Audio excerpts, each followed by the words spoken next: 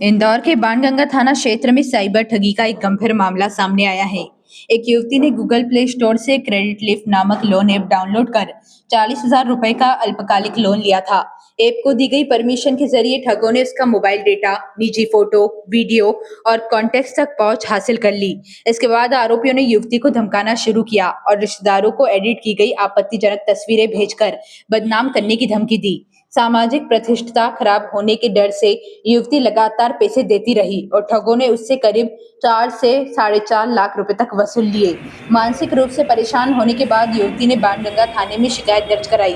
Police ने मामला दर्ज कर डिजिटल साक्ष्य जुटाने शुरू कर दिए हैं और आरोपियों की तलाश जारी है। घटना ने फर्जी ऑनलाइन लोन ऐप्स के बढ़ते खतरे और साइबर सतर्कता की आवश्यकता को फिर उजागर किया है।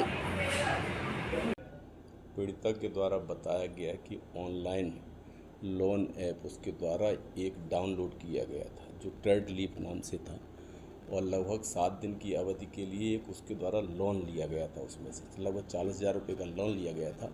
उसी पर से उस साइबर फ्रॉड करने वाले लोगों के द्वारा जबरन वसूली और ब्लैकमेलिंग का काम करना चालू कर दिया।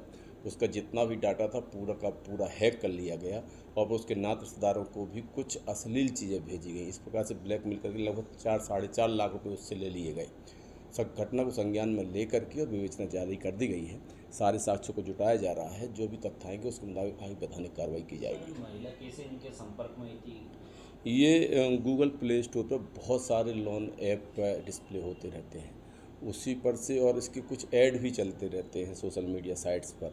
तो उसी पर से आकर्षित होकर के उसके द्वारा ऑनलाइन क्रेडिट लीफ नाम का ऐप डाउनलोड कर लिया गया और उसी की शर्तों के मुताबिक उसमें प्रवेश करते करते और अपना पूरे मोबाइल को हैक करवा लिया और सारा डाटा उसके पास पहुंच जाता है हैकर के पास और फिर उसके द्वारा जबरन वसूली ब्लैकमेलिंग का काम चालू कर दिया जाता है। ऐसे बहुत सारे ऑनलाइन फर्जी लोन ऐप बने हुए हैं जो लोगों को परेशान करते हैं और उनकी जो मोबाइल के डाटा रहते हैं उनको चुरा लेते हैं और फिर ब्लैकमेल करते हैं। ऐसा ही घटना पीड़िता के साथ हुई है जिसको संज्ञान में ले लिया गया है। सर, महिला को कब पता चला कि उसके साथ इस तरह का घटनाक्रम हो गया था? वो तत्काल ही पता लग जाता है। जैसे ही उसकी सारी टर्म्स एंड कंडीशंस को फॉलो करते करते आप उसके घेरे में आ जाते हैं, उसके बाद फिर पैसों की मांग चालू हो जाती है। लेकिन लोग बस सामाजिक ये ताना बाना रहता है, वो उस पर किसी प्रकार का वो ना हो, तो इस कारण से पहले बताते नहीं हैं जो पीड़ित पक्ष रहता है। फिर धीरे धीरे जब उसकी ज़्यादा गिरफ्त में आ जाते हैं तब फिर वो घटना को संबंधित एजेंसी के संज्ञान में लाते हैं। तो कुल मिलाकर के ऐसा ही लोगों के साथ में घटनाएं होती हैं। युवती से कुछ रकम भी उन्हें वसूल कर चुके थे क्या कुछ? जी हाँ, 4-4.5 लाख रुपए की वसूली की बात आई हुई है। वो सारे तथ्य शामिल डायरी किए जा रहे हैं।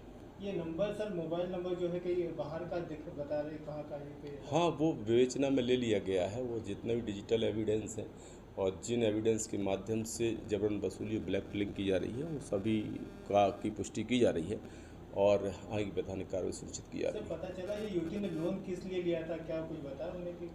और लोन लेने का मूल कारण यही है कि कोई ना कोई आवश्यकताएं रहती हैं और सामान्य शर्तों में, चूँकि सोशल मीडिया में ऐसे ऐप चलते रहते हैं कि सामान्य शर्तों में लोन मिल रहा है और कुछ फ़ायदे की भी बात होती है और उसी के घेरे में आकर के लोग बाग इसका शिकार होते हैं। क्या उम्र होगी सर इस युवती की? युवती की उम्र लगभग 30-35 साल बताई जा रही है। बाकी और भी सारे जो प्रकरण से संबंधित साक्ष्य हैं उनको संकलित किया जा रहा है।